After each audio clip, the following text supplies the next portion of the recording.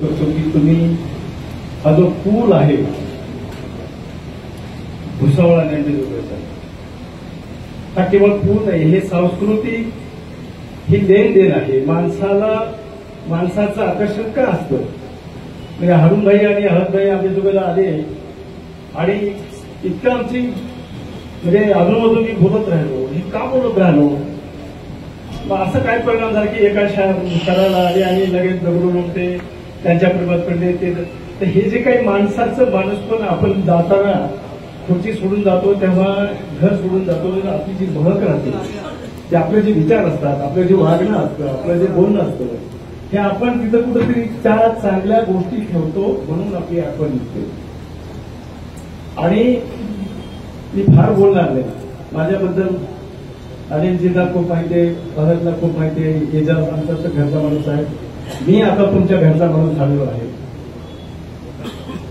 जगामध्ये ज्या पद्धतीनं माणसाचा द्वेष केला जातो,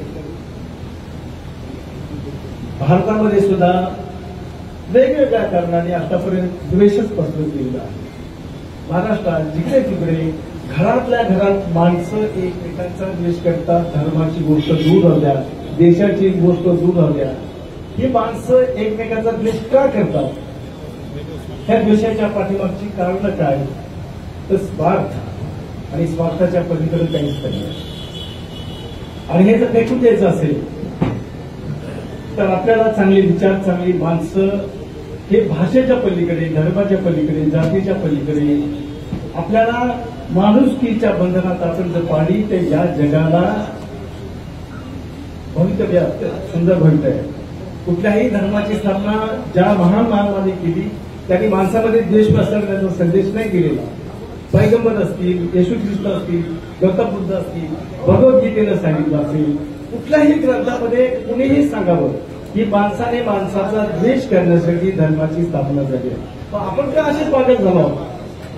हे पागलपण दूर करण्यासाठी आपल्याला जे काही किरकोळ स्वरूपाचे जे काही बदल ते दूर करून हे जे आज आमच्या अनुभाई आणि इथे कार्यक्रम केला आणि मोहब्बत, हे जे मोहब्बत आहे ना हे फार मोठी ताकद आहे. मित्रांनो, मराठवाड्यात आमच्याकडे खूप पाऊस पडला, खूप पाऊस पडला, पण आज या मंचावरती हरुणबाई अनिलजी आमची तुमची वेगळ्या कारणानं जी मैत्री झाली आहे. मातीमध्ये पूल कसा असतो, हे मोहब्बतचा पूल आहे. माती वाहून गेली बाजूची पण पूल नाही वाहून जात.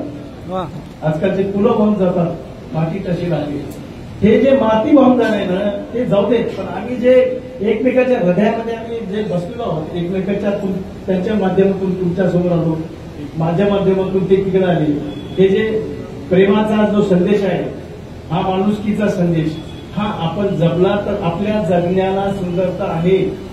नाहीतर आपण माणूस म्हणून स्वतःला माणूस म्हणून घेण्याची लायकी आपली राहिलेली नाही. अशा जगामध्ये असे छोटे छोटे कार्यक्रम आपण एकमेकांच्या प्रेमाचे, एकमेकांच्या याच्यामध्ये कुठलीही भाषेचा अर्थ येत नाही, इथे कुठल्याच गोष्टीचा अर्थ येत नाही. फक्त तुमचं मन, हृदय स्वच्छ असलं पाहिजे आणि ते स्वच्छ हृदयाने आपण एकमेकांना समजून घेतलं पाहिजे.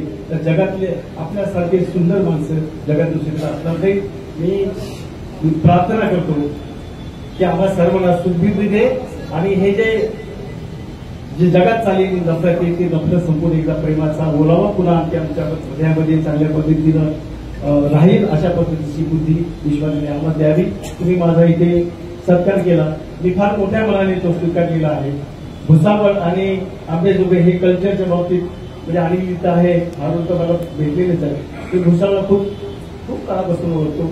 खानदेशमधल्या मातीने काय दिले, मराठवाड्यातल्या मातीने काय दिले, कोकणातल्या मातीने काय दिलेलं आहे हे आपण एकमेकांना सगळ्यांना माहिती आहे की वेगवेगळ्या प्रदेशातला आपल्याला जगण्याची उमेद दिलेली आहे.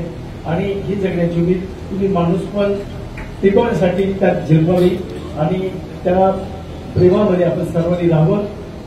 आज जगामध्ये मित्र शेजाऱ्याशिवाय दुसरं कोणीही आपल्या कामाला येणार नाही. की आपलं मित्रत्व, आपलं शेजार आणि आपलं घर, आपलं गाव हे एकीनं सांभाळावं हा संदेश आम्ही देतो. आणि तो मी आज या भूमीमध्ये ज्या पद्धतीनं तुम्ही सगळे इथे एकत्र आलात, भाषेला विसरून, बंधनाला विसरून, हाच संदेश आपण सर्व करून आपण परत एकदा माणूस म्हणून जे जिवंत आहोत हे दाखवून देण्याची ताकद आपल्या सर्वांना मिळू एवढेच या ठिकाणी प्रार्थना करतो. मला काही फारसं भाषण करता येते, मला आयोजक म्हणून जास्त काम करता येतं आणि ऐकायला खूप चांगलं वाटतं. मी तुमचं सगळ्यांचं ऐकण्यासाठी उत्सुक आहे. तुम्ही मला जे त्या ठिकाणी माझा सत्कार केला, माझा बहुमान केला. उर्दू आम्ही निजामच्या स्टेटमध्ये आहोत.